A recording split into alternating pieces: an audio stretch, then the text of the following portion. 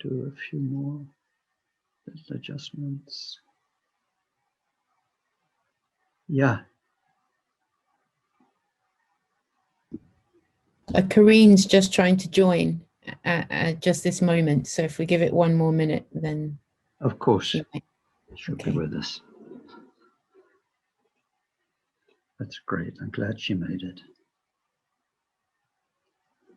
This is wonderful because from what I've seen of not just my Zooms, but other people's Zooms,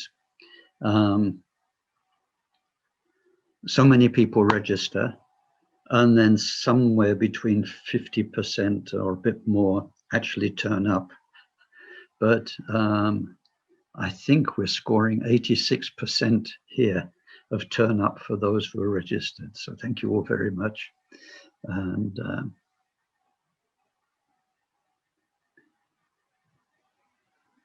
so I think I probably will. Hang on, sorry, I'm looking for the password, the meeting ID, because we've already started. Okay, let me tell you.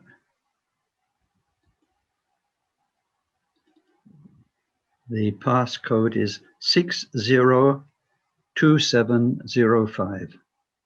602705. And is there a password? That is the password. Is that all she needs? Yep. Okay, thanks. Thank you.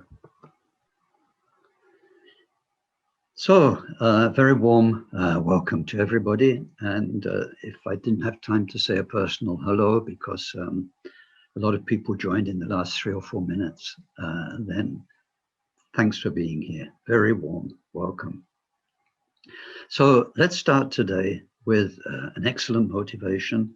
As always, a big mind, meaning an inclusive mind, and a loving mind where all of those beings we include, whether they've been kind to us or a blooming pest or an absolute horror to us, doesn't matter.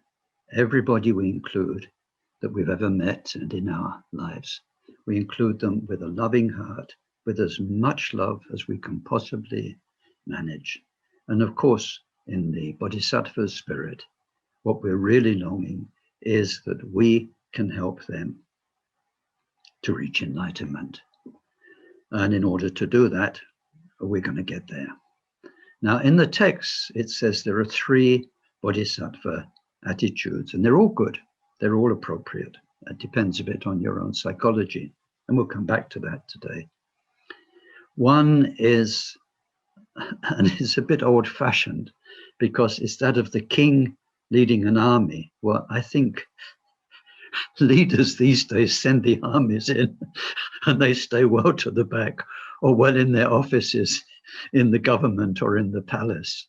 But if we go back to the old myths where the king is at the very front of the army and inspiring everybody and leading them on, then as a bodhisattva, we want to give it all we've got so that we get enlightened as quickly as possible, and we can then help everybody else to get enlightened. Now, the second one is called that of the pheromone, the motivation, where we say in English, we're all in the same boat. So although we're doing our bodhisattva work, which is pulling the oars or steering with the rudder, we're all going to get to enlightenment together. It's a kind of a more socialist mentality if we're all in this together, and we'll all get to enlightenment together. And then the last motivation is called the shepherd's motivation. And that's where we want everyone to get to enlightenment, like getting the sheep all safely into the pen. And we're going to be the last one. That so when everybody's safe and sound, then we will finish our bodhisattva path and get them in. So whichever way it is, we are trying to feel as much love as we can for everybody, so that these teachings are beneficial. That's our motivation. And then we have a happy mind, of course, because we're here studying Dharma. Dharma is forever, just like we are in our own minds. until we're enlightened. We will never be somebody else. However much we change, we will always be our own story. And so we are together forever, life after life. And then Dharma is forever our best friend. And because we are so deeply connecting with Dharma, then we're very, very, very happy.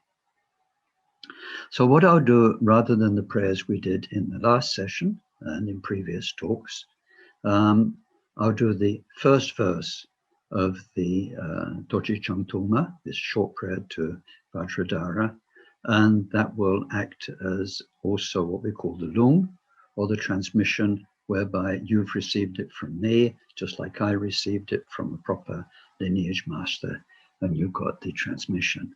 And while we're here, I'd like to give a big, big thank you to Katie for singing this to us. I think most of you received the chanting by Katie, accompanied by me on a very simple keyboard, to help you with your own chanting at home.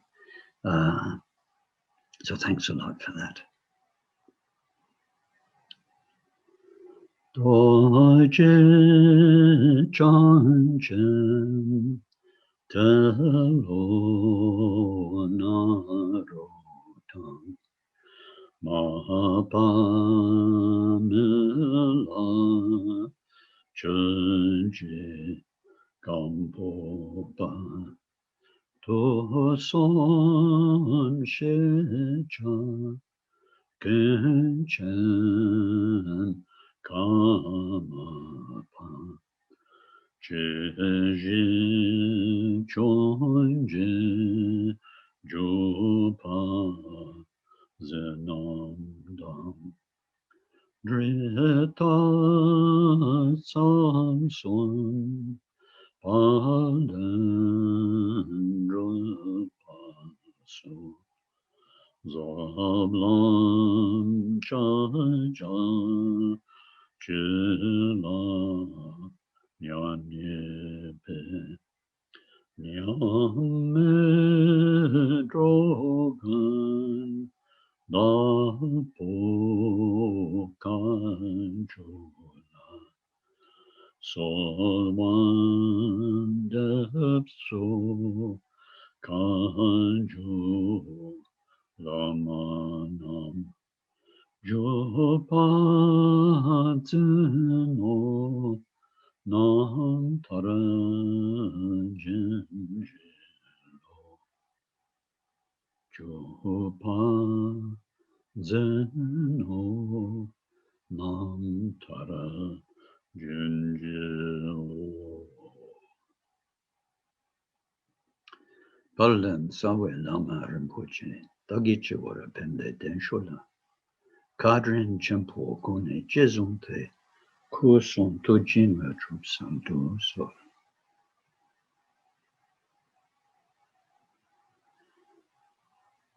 Thank you. So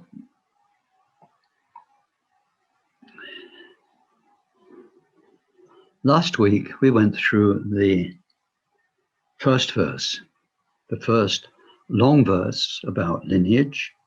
And without going back there, let me remind you, it's about the two forms of lineage in our dualistic world. The lineage out there in the form of a human transmission through the line of Kaju gurus, and the lineage in here in our mind. Now I'm touching my heart. I don't know if you can see that on the video. Usually in Buddhism, in Tibetan Buddhism, this is where the mind is. And one Lama I know said something very, very nice, because often we think of mind in our head, and often we have a lot of head energy, thinking energy, brain energy going on. And he said, if you were asking a group of people who did this, and somebody wants to say, it's me, they would point to their heart. They'd say, it was me. And if somebody pointed to their head and said, it was me, that would be very strange. You say, it's me, and you indicate your heart, the center of the body. So we kind of feel it in a way. So within the heart of our hearts. And that's what it's called in the text, the very center of the center, the heart of the heart. Very much like there's a Sufi expression, lub al-lub, the kernel of the kernel. Then we have this timeless lineage of Buddha nature, which is the truth of who we are, whereas the surface story of who we are changes all the time. That's consciousness. This inner Buddha nature is jhana, not vijnana, consciousness, jhana, wisdom. Never changes. It's the truth of who we are. So, just a moment, something happened.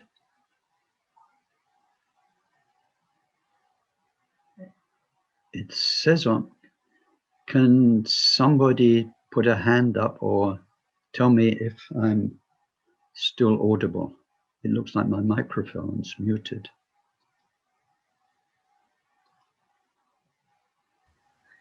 Ken, I think it's because Katie's also called Ken Holmes and that one is muted. I see. Thank you very much. Thank you. Good. Okay. I'll carry on. Now,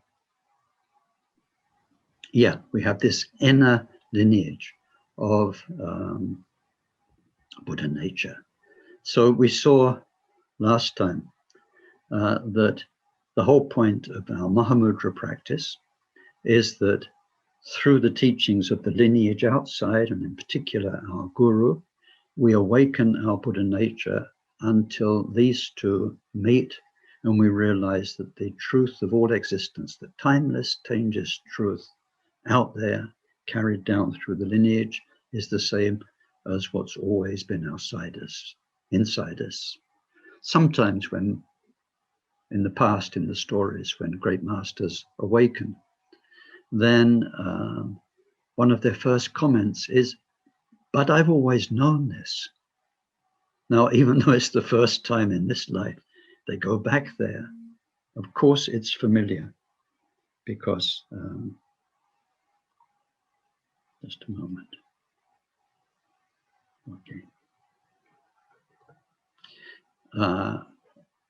Then it feels like where you've always been, who you always will be, because that's the truth of it. Anyway, last week, we saw how the outer lineage is really 3 lots of transmissions: the Mahamudra teachings on mind from Saraha, the yogic transmissions from Tilopa, and then the direct mind essence transmission from Gampopa, synthesized from those, and how through Gampopa we have in our Kagyu lineage all the levels of Dharma.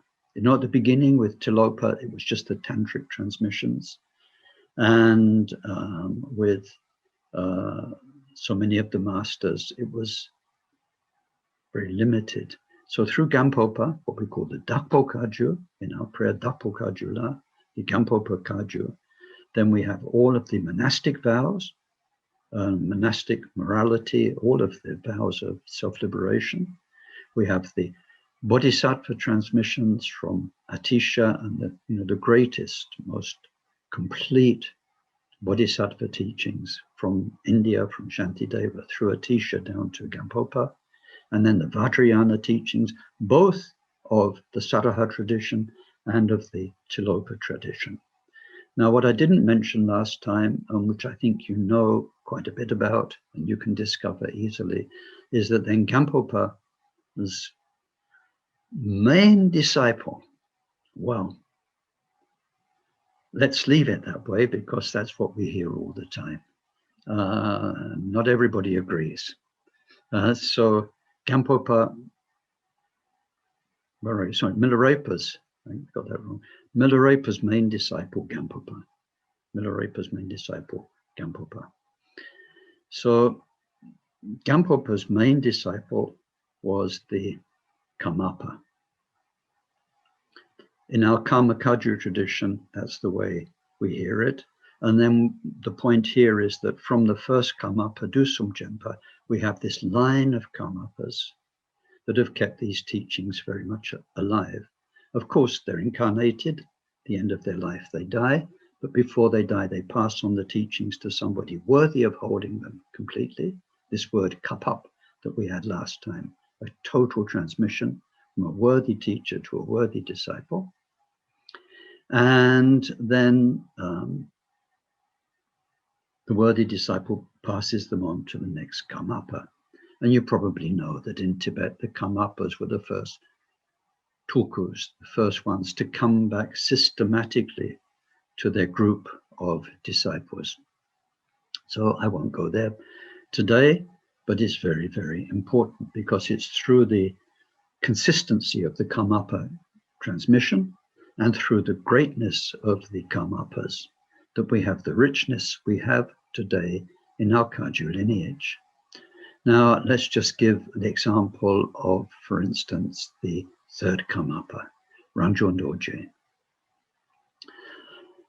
Into the existing lineage with the monastic vows and the Bodhisattva teachings and the Saraha and Tilopa traditions of Mahamudra, he also became a master of Dzogchen, and he introduced Guru Rinpoche lineage, which has been with us ever since. So Guru Rinpoche and the Dzogchen teachings are also incorporated within the Kagyu transmission. He incorporated the Chö teachings. That actually is called pacifying. What people know as the Chö practice is part of a larger range of teachings called pacifying, which come from Patampa Sonje, Machik. So these were integrated into our Kagyu tradition. And then he became also the heir to the Kala Chakra teachings and a great master of Tibetan medicine. So all these teachings about the cosmic values of things, astrology, the power in plants and rocks and minerals, and their relation to the inner energies of the body, all these Kala Chakra teachings about the cycles of time to which we belong, and so on, he integrated into our Kagyu lineage. So in this way, generation after generation, our Kagyu tradition has become strong. Now, when we go back to the overall history of Tibet, there are what are called the 8 great chariots.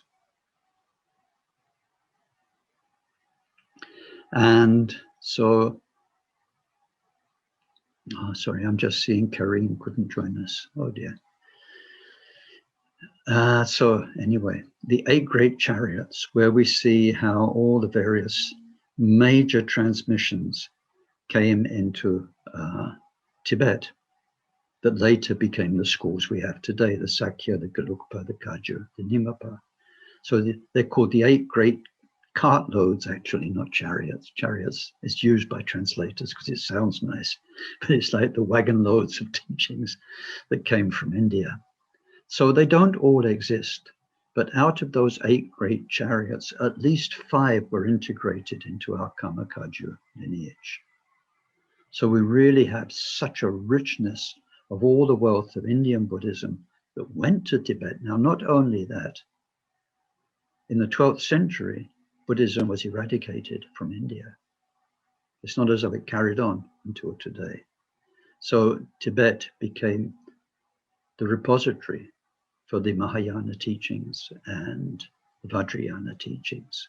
It had, when we look at what went to China, what went to Japan, what went to other Himalayan countries, the largest set of wagon loads of teachings to preserve for the world and that we're inheriting now. So we have something to be very, very grateful to the Karma Kagyu lineage for the Karmapas reaching out to these other lineages, spending time to master the teachings and to integrate them for us. Now, today we go on to the remaining verses. We've got today and we've got next week. And we have 4 more key verses. So we'll do 2 today if we can. Now, these are all about the actual practice of Mahamudra, the actual practice. And the first 3 make the analogy of the actual practice as being a body. So we're going to see in the first verse we tackled today, what are the legs and the feet of that body, this body of Mahamudra? And then later on today, I hope we get there, what is the head of this body of Mahamudra? And then next week, what is the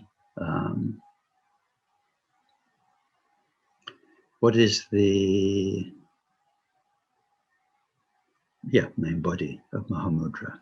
So we're looking at a body. Now here I have to go a little bit into the language, because the actual prayer, as you'll see it, let me give you the English. It says, revulsion with samsara is taught as the legs of meditation. Keep that in mind. It doesn't say the legs of Mahamudra. It actually says the legs of meditation.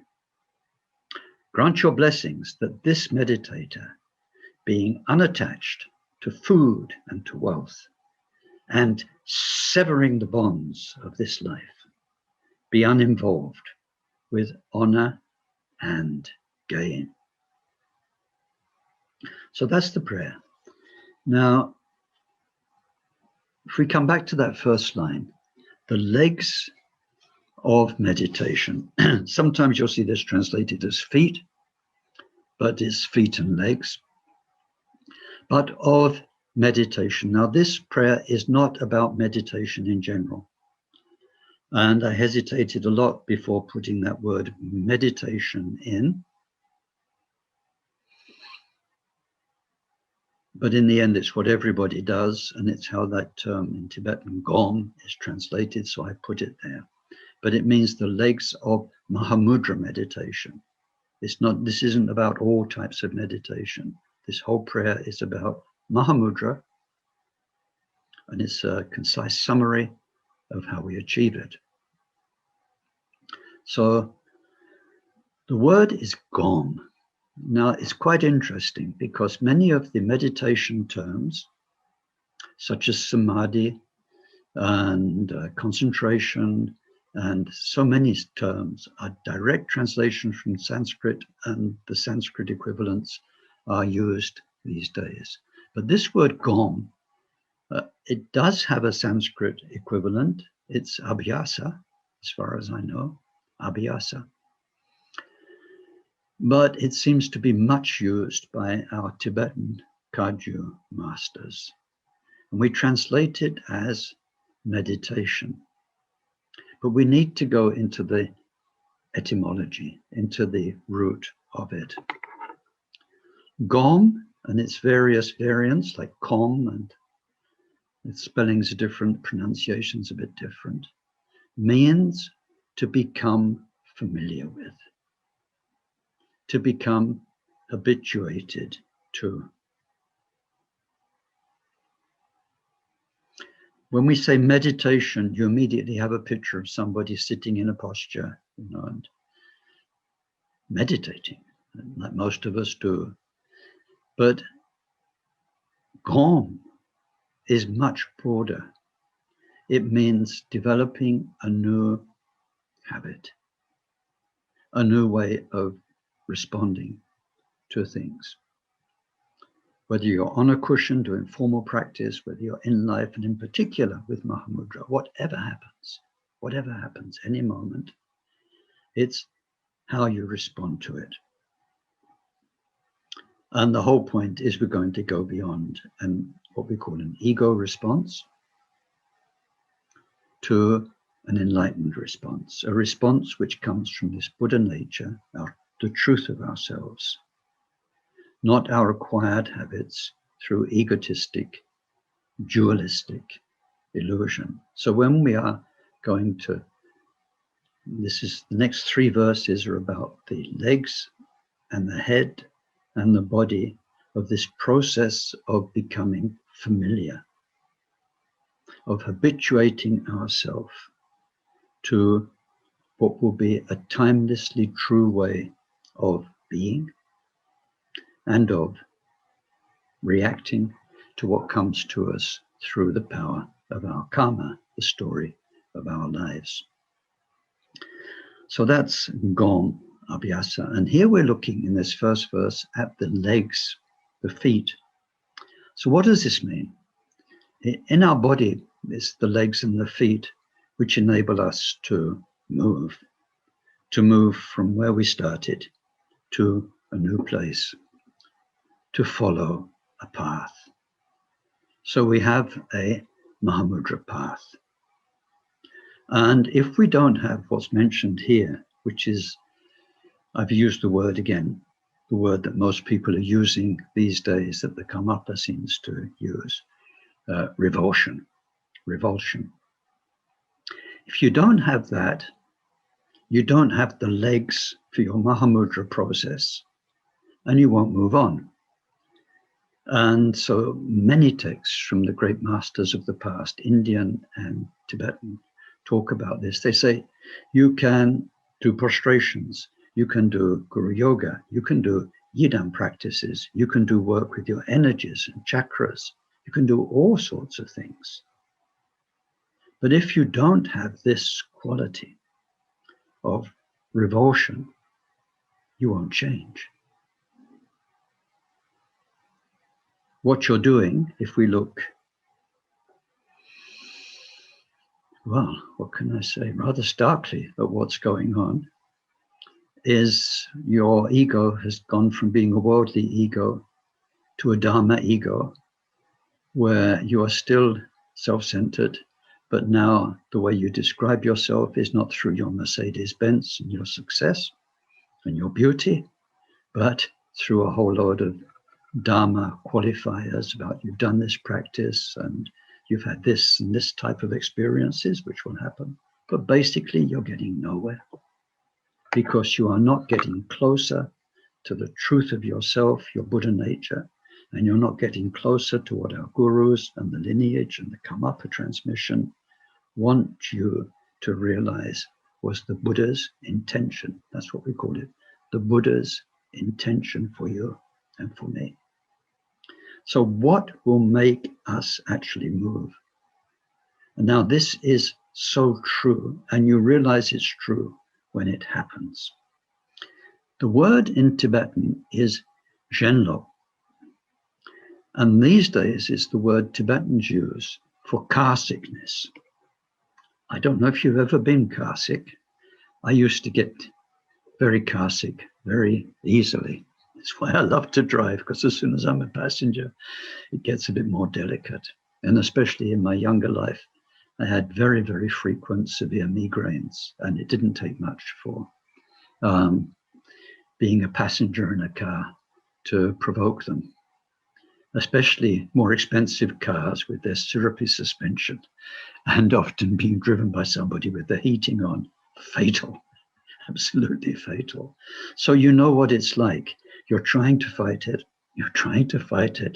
And in the end, you've got to shout out, stop the car. And if you're lucky, you manage to get out the door and puke by the roadside and not puke on the expensive car seats.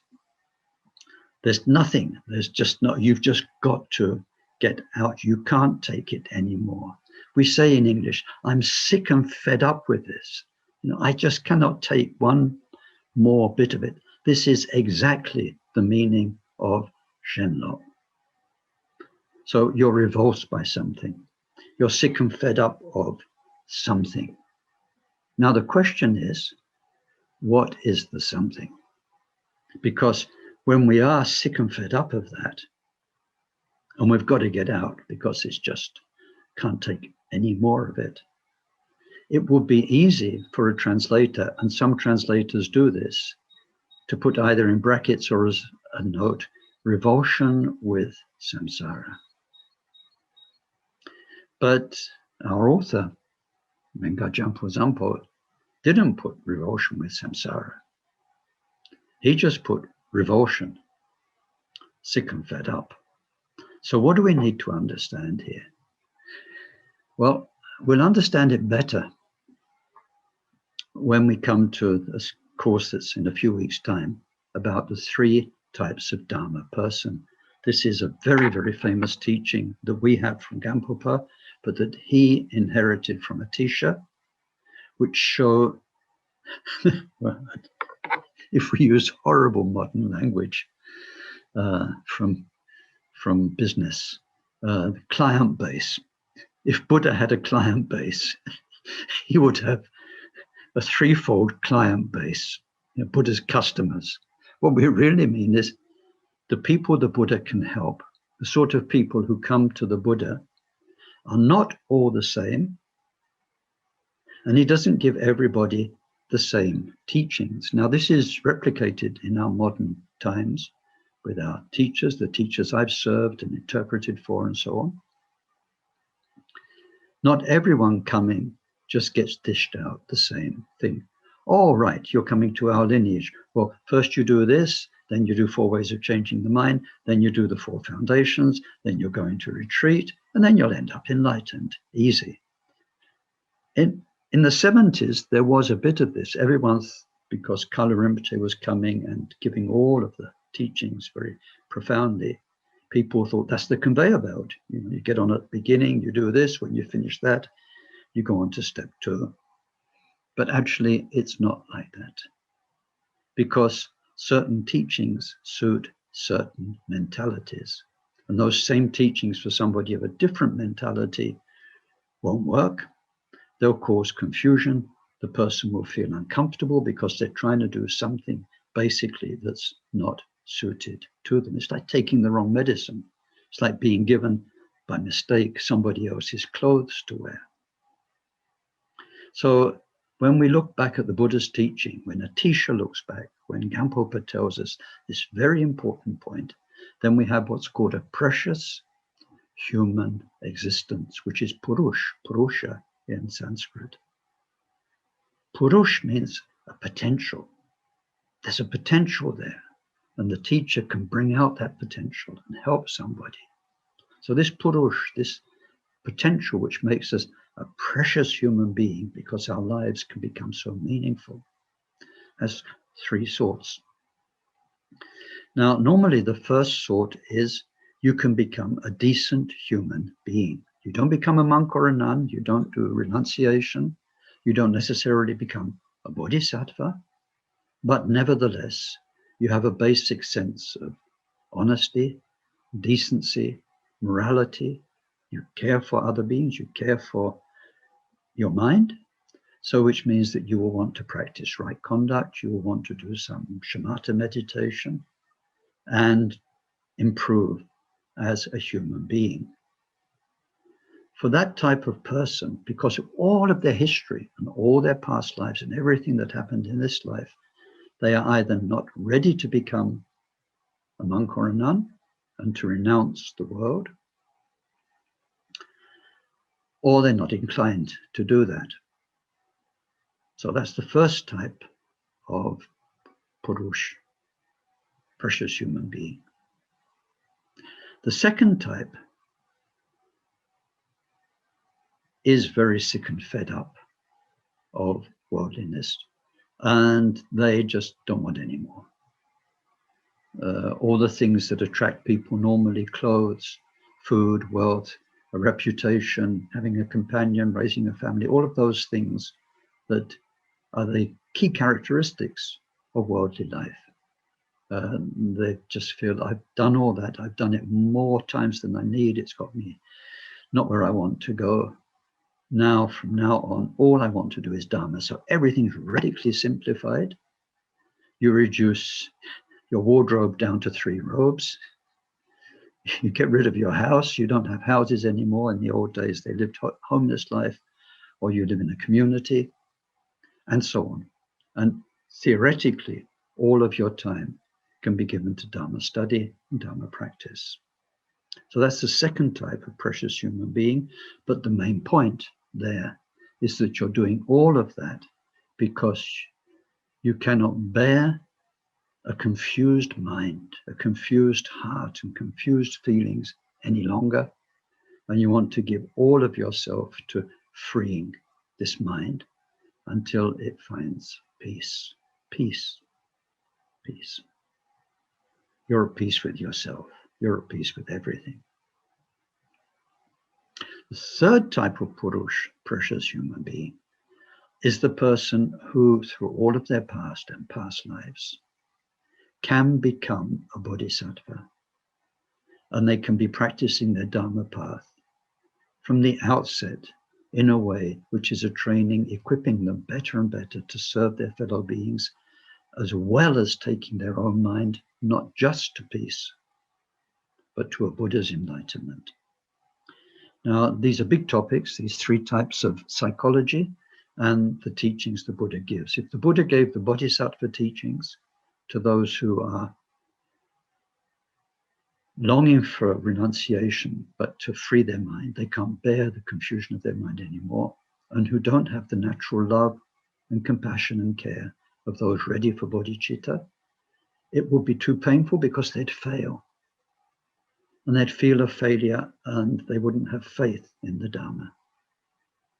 And then telling people to go and take robes when they are still very much enamored with life and they just want to be a good human being wouldn't suit them.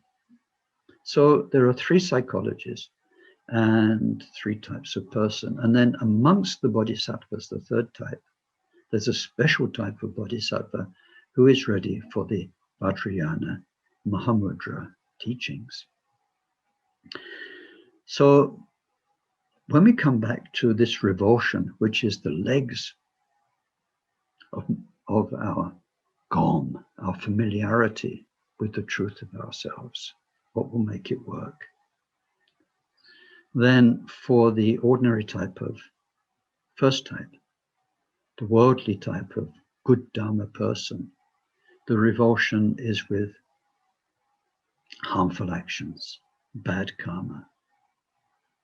It's wanting to be a decent, caring human being, a very valuable member of society, somebody who lives according to Dharma. So they are revolted by things like, they will stop killing insects, killing mosquitoes. They'll be very careful about the way they live their life in their home and have respect for all life and generally apply the Buddha's teachings. There's a certain quality of revulsion, but it's not total. In terms of worldly life, they still enjoy some things which are going to make karma, which is a mixture, some good news, some bad news. The second type of Purush, precious human being, the whole point of the way they practice is to be revulsed by, to be sick and fed up with life out there.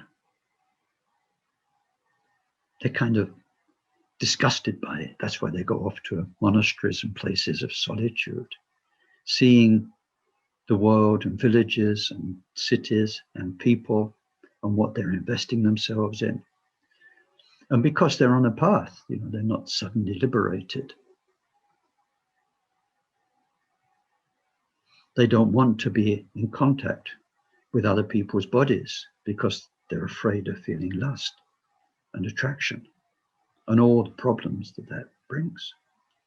They're afraid of being exposed to worldly situations, of gaining a livelihood and being in a family, because there's always adversity with families, with neighbors and business, and they're afraid of getting angry because they want to master their mind.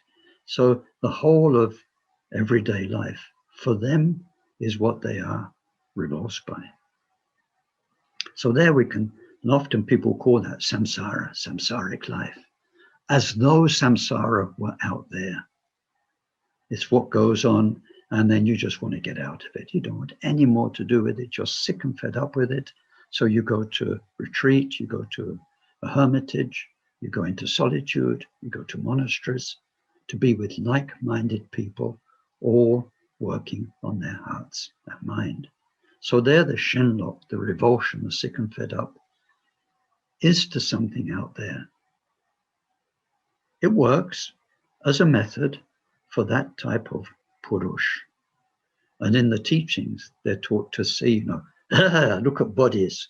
No, they're not, and so on. And look at tasty food. You're going to get attracted. Tasty food's the enemy, and so on and so on.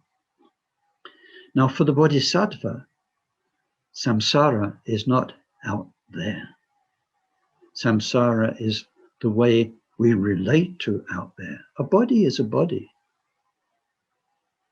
Whether you see it with respect as a past parent, past best friend, future Buddha, or whether you see it as somebody, someone you want to get in your bed, that's up to your mind.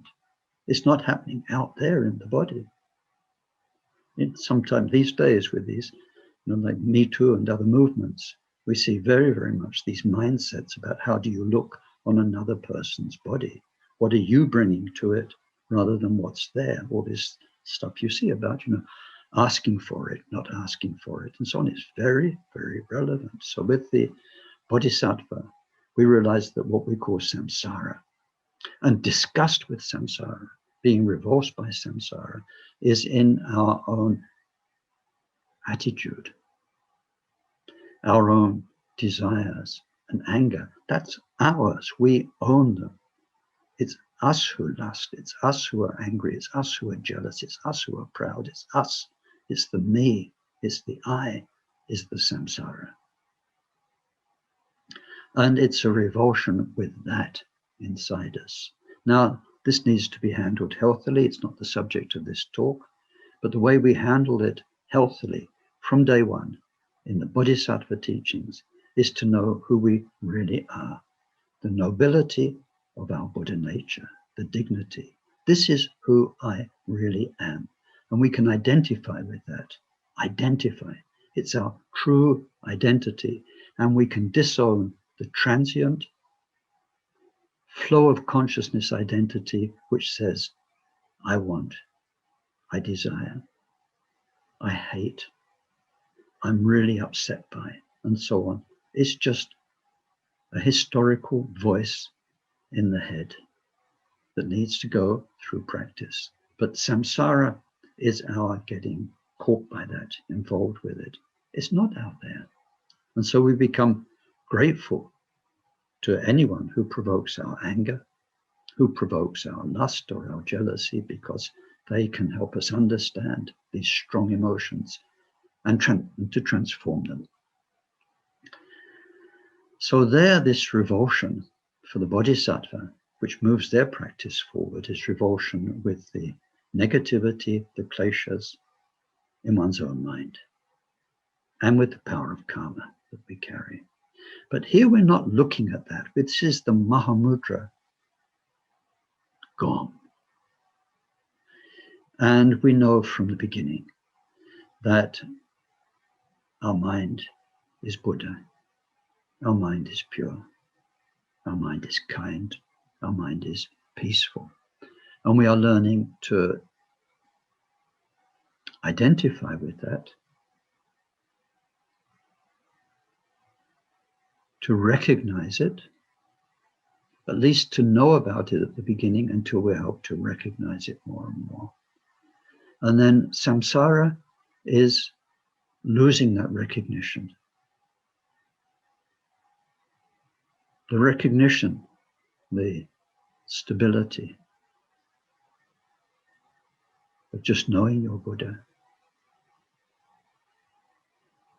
that serenity is a totally spacious, centerless space of goodness, of peace. And then thoughts and emotions suddenly pull us from an endless space into a thought, into a feeling.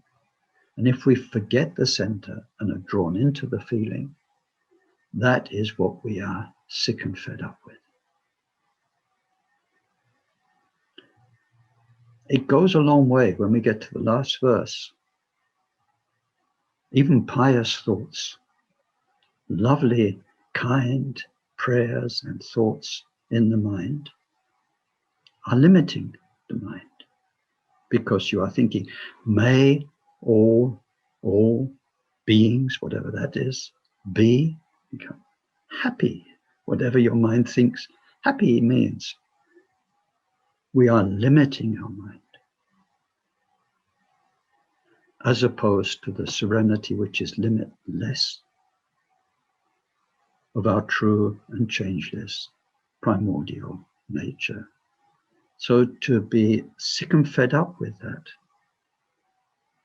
each time we've caught it happening, yeah, did it again, yeah, did it again. So you may need to return your mind to its center several tens of thousands, if not millions of times, gradually to change this. And we saw in the teachings on the 5 stages of the path, how all through the bodhisattva levels, the main practice, the Vajra, like samadhi, is to bring the mind back to the center. So it is this revulsion, disgust, being sick and fed up. And there's one word that Taisitupa described for this when he was talking about the Guru Yoga prayer we do in the foundations. And it's called gume in Tibetan. It means the utter pointlessness. So your mind goes blah, blah, blah this, your mind goes blah, blah, blah that, your mind gets into this, your mind, it's like a puppy dog running all over the place. All over the place. And yet there has always been this peace. A peace filled with blessing of the lineage that we feel in our Guru's presence. It's why the first prayer was about connecting with this lineage, where the answer's been there in front of your eyes from day one when you met the teacher or received some deep connection. So we say, grant your blessings that the meditator, by being unattached to food and wealth. Well, I suppose in simpler times in the past, we could take this literally, not getting involved with food or getting food or with wealth of any sort. But the inner transmission of the meaning of these words, which are se and no in Tibetan. So se, food, goes inside you, and no, wealth, surrounds you. And what Akon Rinpoche explained is we don't get attached to anything out there. That's the wealth. The beautiful things, the nice things, the things people chase after normally in life. That's the wealth. And food is what we take inside us as ourselves, how we create an identity by mimicry. You know, we grow up as children, we imitate, we have idols, we have role models, and so we take inside us values, worldly values. And so by learning to be unattached to those, now this goes very deep, this ze, the food, the way we programmed our mind, also applies to our fixed ideas that get challenged sometimes, on the way we defend certain things, the way we attack other things, the way we feel part of this and not part of that, and so on. As you know, they used to say, you are what you eat. So all the ideas and the social programming and the parental programming and the karma from past lives programming has been the food which made us what we ate. And we have this mind which feels like me on the inside and which will be challenged by the timeless pure mind of Mahamudra. So we must learn to be unattached to the ego mind and to surrender to the pure mind again and again and again. So grant your blessings that this meditator may, by being unattached to what's out there and what's in here, and by severing the bonds of this life. So this word bonds is very, very strong. It says, Sedia Dertak. A Dertak is the rope and the ring you put through the nose of cattle. So even though they weigh 5 times what you are, because you're on this sensitive place, you can lead the ox along the road. Tat means like a cord, and dut means when you can put it dutta. So normally in the past, not normally, in the past, your ego self, your samsaric self, was led into this and that.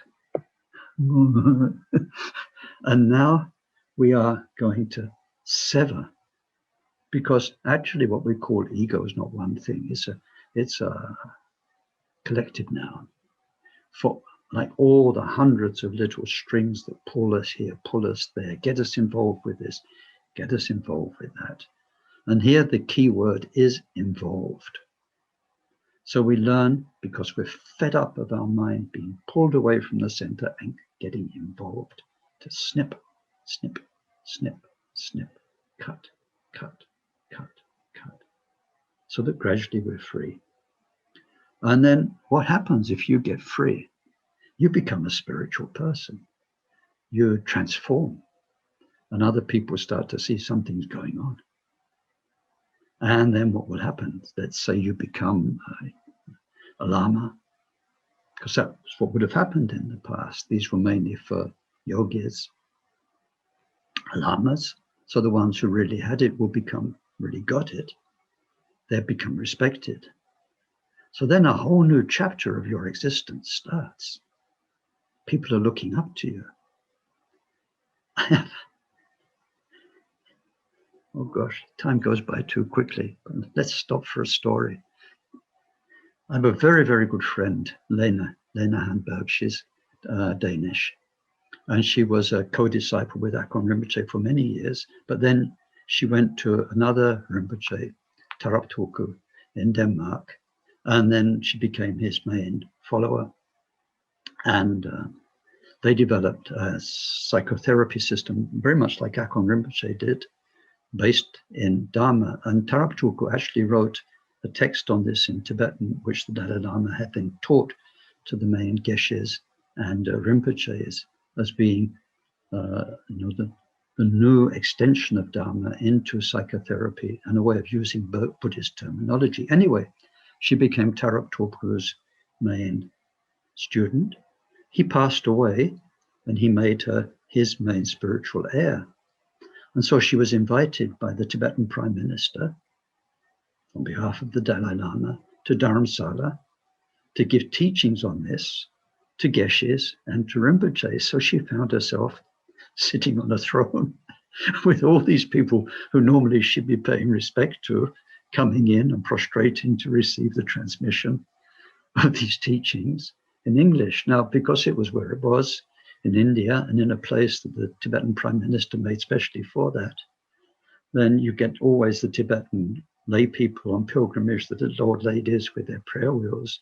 And as soon as they saw somebody on the throne, they'd creep in during the teachings and they'd just touch her robe, touch her. I mean, she wasn't even a nun, but she had a teaching Zen top robe on. So she said, gosh, Ken, it's so strange. You're sitting there, you've got no choice. But, people are there looking up to you in Tibetan, stick their tongue out to show respect. And so coming up with their prayer wheels and like this. And all they want is a hand on the head for a blessing. She said, what do I do? What do I do? So anyway, just to make a point, a story. As you evolve and become somebody what they call worthy of offerings, then that's a whole new challenge, not to become involved in that Dharma teacher's world in any way which is not perfect, in any way which is not pure and impeccable. And of course, we can take this line generally, not to be involved with honor and gain. Now, for that, we've got something I did want to mention here because it comes up a lot in our Kagyu teachings. And how we sum up this revulsion with whatever it's, if we call it samsara, but the revulsion I've described so far, Very often we talk about what we don't get involved with as the 8 worldly concerns. 8 worldly concerns. And in the last document I sent, which was 1 page, I mentioned them there at the bottom of the page. So what they are, I think I sent, let's see what I said, so I used the same words.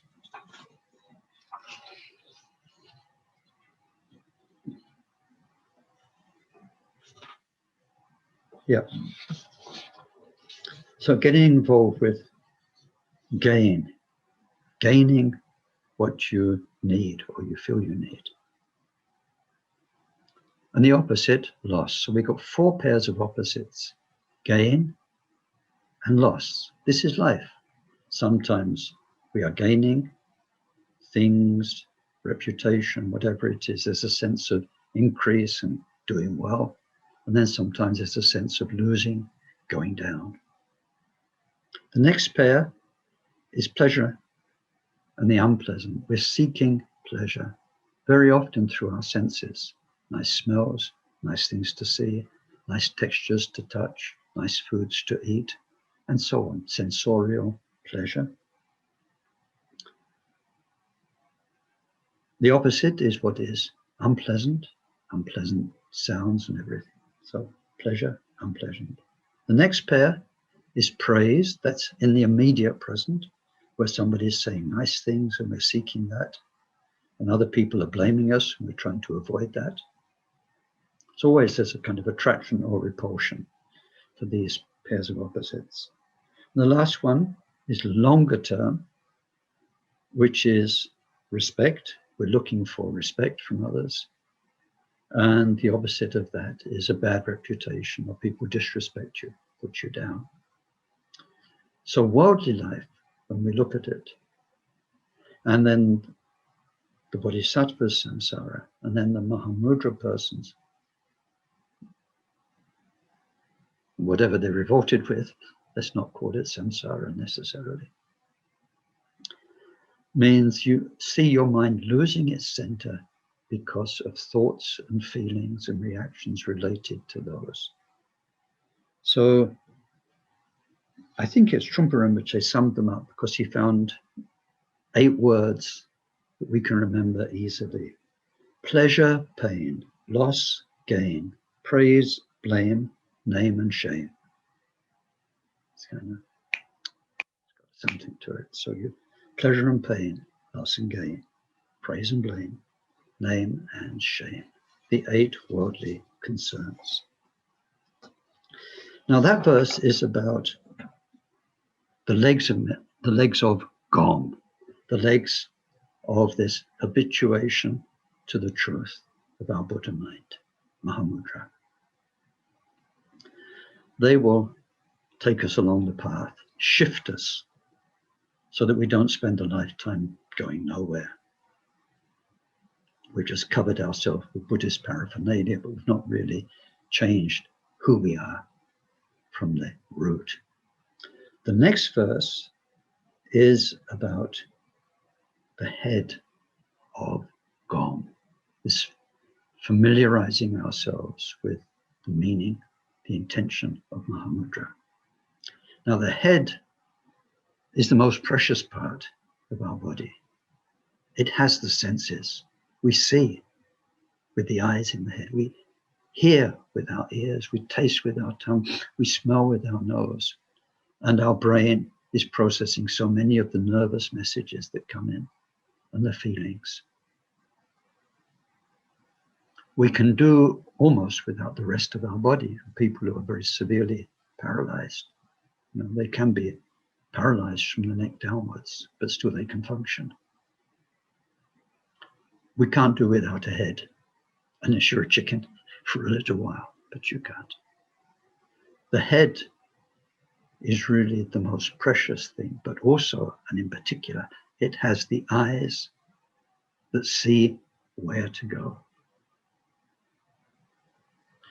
Because legs moving is one thing, but unless the legs are moving in the very, very best direction, we can either take a wrong direction or we can waste a lot of time by detours. So the head, and really we're looking now at the most important part of Mahamudra, it says, is faith-filled devotion. Faith-filled devotion. Now, although this is the supreme speciality of our Karma Karya tradition, and of the three types of Mahamudra is the speciality of essence Mahamudra, whereby it's simply a dialogue between the enlightened master and the student, using any means at all, doesn't matter, house building, familiarepa, and so on and so on. Very direct instruction, working with the person and their potential and their obstacles as they are. Faith and devotion is really the beginning and end of all of that. If it's there, everything can happen and could happen at any time. And you'll come to a point quickly where the teacher can help you recognize your Buddha nature, and that will change everything. But not only of essence Mahamudra, faith-filled devotion is also absolutely necessary for the Tilopa transmission of the 6 yogas and for the Saraha transmission of Mahamudra teachings on mind. Why? We're looking at Mahamudra, we're looking at Vajrayana, we are looking at fast track. It's very simple. Buddha mind has always been, it's the truth of you, it's the truth of me. It's there right now. What is stopping it manifesting and doing its wonderful work is a whole array of habits, of karma, of mind poisons that we class under the one generic term, ego. To reach enlightenment, this nature that's always been there, ego has to go. Simple as that. As ego goes, your compassion and vast, broad mind comes naturally. Now, ego, all of those things, it's not one thing. There isn't one ego, but all of those habits and patterns from past lives and from this lives, if we talk of it as ego, ego is a survivor. Look, it says you've been born hundreds, thousands of lives, one after another. Did you get enlightened? Why not? Ego is a survivor. It's like these viruses now. They transmute, they're tricky, they turn the corners. They're the greatest kung fu fighter you ever met. You throw this at them, they're gone, they're coming in another way. Ego is a survivor. It is so tricky. So tricky. So our Mahamudra practice under the Guru, in any of the three ways, is going to challenge our ego. And if we do not have absolutely strong and firm, faith-filled devotion, then at one point we're going to just kick against everything that's happening and run away. And run away. Ego will tell us all sorts of stories. It will even make lamas and rinpoches, Buddhism, Tibetan Buddhism, your lineage, the teachings you've got, will not just put them into doubt, it will make you think all sorts of harmful things, negative things about them. It can be so tricky. So it's only by hanging on with faith and devotion, despite everything in you that's revolting, that's revolting, then in both senses of the word, then it's only that way that we can carry on our spiritual path successfully. And we see in the stories of Naropa, in the story of Mapa, in the story of Ray Chungpa and in so many stories, how their ego is challenged, and the guru's teachings put them in the most uncomfortable situations where their most powerful tendencies that have kept them unenlightened will be threatened. No escape. This is bound to happen, and we can follow a slower path, an easier path that would take hundreds, thousands of lifetimes, of course. But in this way of Mahamudra, we must expect those challenges, and hanging on into the Guru, because the Guru embodies the process, then is vital. Now why? It says, grant your blessings that this meditator, grant your blessings that genuine devotion arise in the meditator who constantly supplicates their Guru, the one who opens the doors of direct practice advice. Now the term here, minga, direct practice advice, is not what's in the scriptures, the standard Dharma structures in their enormity, the sutras, the tantras, the texts we have translated these days. This is the skillful personal knowledge whereby a good guru, can guide one person. It's the tricks of the trade. It's like any expert has in any field, a mechanic, an engineer, a doctor. It's not just what's in the textbooks. They know, they can feel the situation. They know what needs to be done here that will work. And that even though the textbooks say this, no, in this case, not that. This is what you need to do. Now, they learned that from their own teachers. And they learned it through guiding. And it's called minna. Sometimes it's called whispered instructions or oral instructions. But it is the personal expertise. You remember kabab? This transmission of mastery handed down from a great master to a very, very worthy student. Through that skill, then when you are facing your ego and dealing with your practice, and it's all very challenging, then they can say what you need to hear. It may not always be sweet words, but whatever it is, it will be exactly what you need to hear at that time. So by treating that with utmost respect,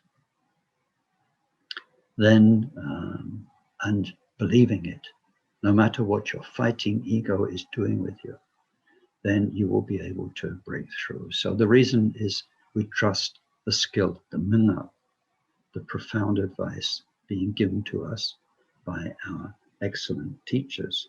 And it says, grant your blessing that genuine devotion arise. So of course we have prayers, we have many devotional prayers that we can mouth, and they teach us how to feel devotion.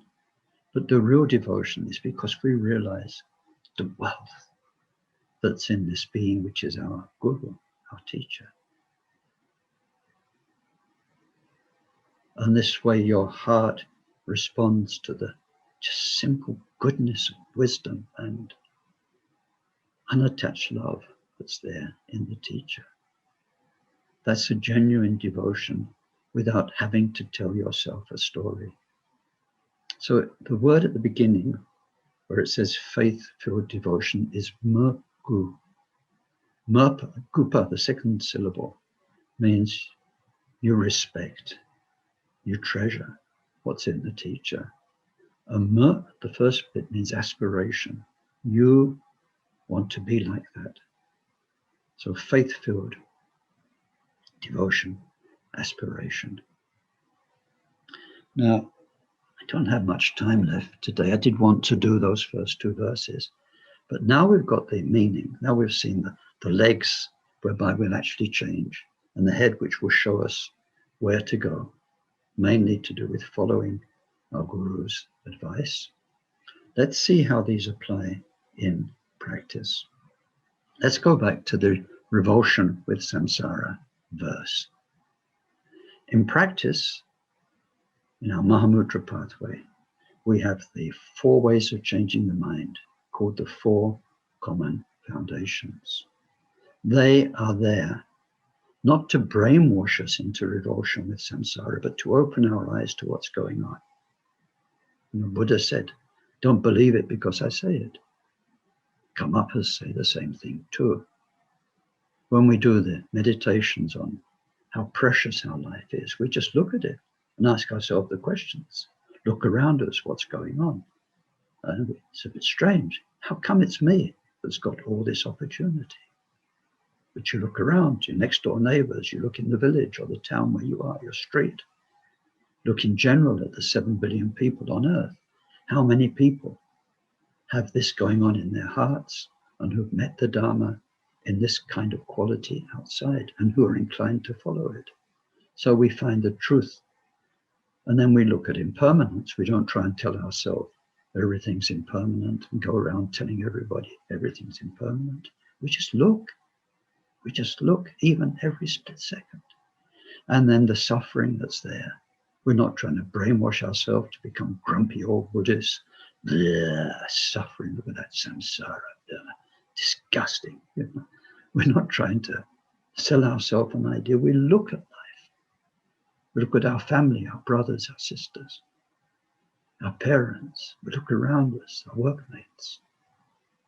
How much the price tag of happiness, how much suffering there is, not to mention all the other beings who are in such evident suffering, you know, the animals who are battery farmed and all that kind of thing. So 4 ways of changing the mind. But then the revulsion with samsara, revulsion with whatever it is stopping us from Mahamudra, goes deeper than that, because we realize there is a power of karma that we carry, that we are. And so then we go to the 4 special foundations. Now, in the past, they weren't quite the same as they are today. Prostrations and refuge and bodhicitta were 2 different things. Today, we combine them into one practice. But taking refuge and generating bodhicitta was one thing.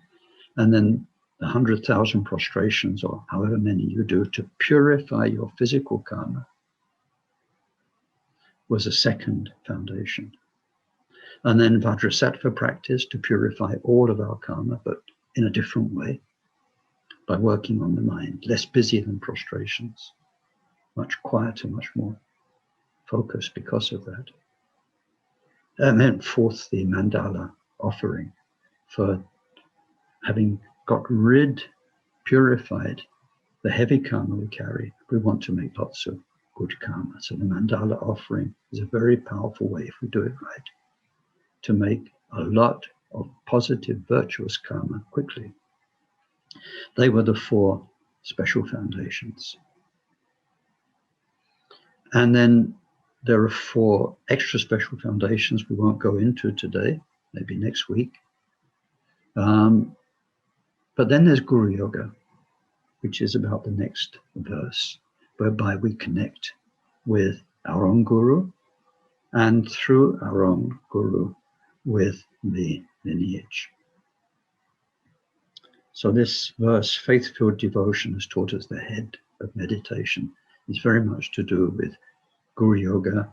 And then when we do the actual practice, we have, unlike in the previous practices, a very pure way of visualizing ourselves and a very total way of surrender to the beauty and the power of the lineage. But we need to have done the purification work first, so that that process of surrender, Guru Yoga, opening to the lineage is correct. It's so precious, we do not want to mess it up. Now, I know I should leave time for discussion, but I want to share one other story which is somehow relevant to this faith-filled devotion and the teacher's instruction. It's a sad story. It's a story I experienced with 2 very good friends of mine from the very earliest years of Samiling, who were very, very devoted to the teachings. But eventually, and there's nothing sort of wrong with that. They formed a couple, and then they raised a family. So that's fair enough. But once the family were raised to a certain extent, they felt a great, and they moved to the south of Europe from Samile. They decided they wanted to reconnect, so they contacted Akon Rinpoche. I was part of the connecting up, and they wanted to come back and then to start taking teachings. Now they had a bit more time to practice because the children weren't babies anymore. And so Rinpoche was very, very happy they were coming back. And he said, yeah, please do come. So they put the whole family in a car and drove across Europe. And they got the ferry and they got to England. And they drove all the way up through England to a place called Scotch Corner, where you're within almost spitting distance of Samile. And then they had an experience. And the experience told them, no, the cosmos doesn't want you to do this. The universe doesn't want you to do this. And so they turned their vehicle back and went all the way back down to the south of Europe. And when I spoke with Akon Rinpoche afterwards, he said this was such a shame, and it was an obstacle. And I wanted to mention something that I've seen at work in my friends, in Dharma people. And this is the power of intuition, which can be your very best friend, but once you are practicing Dharma, can become your worst enemy.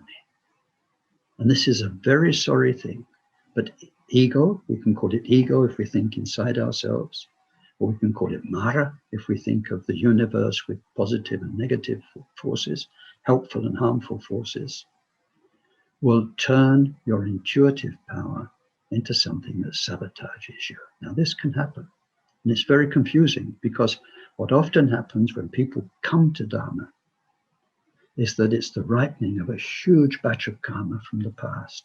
So a lot of positive, sometimes magical circumstances bring somebody into contact with the guru, the lineage, the teachings. They feel thrilled, they're given to practice, and they've been following their nose, and sometimes marvelously, and they've avoided spending a life in this. Like me, I was going to be an engineer, and gradually you get led by your intuition and you home in to exactly the right place. And then you start receiving the teachings. But when it comes to the point of the teachings deepening, that is where intuition becomes something that we need to question.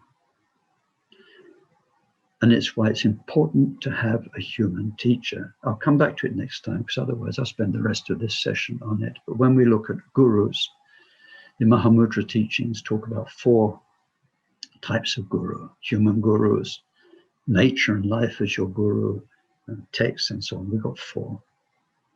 So sometimes the teaching messages or the inspiring life messages, which seem so convincing, all of a sudden, gosh, you feel inspired, and it's like the whole universe has told you to do this. Unfortunately, we can't trust it anymore, and that's why we need a human guru. Because sitting in front of them, as so many people sat in front of Akon Rinpoche, and as I did, and they'll just look at you and say, no, not a good idea.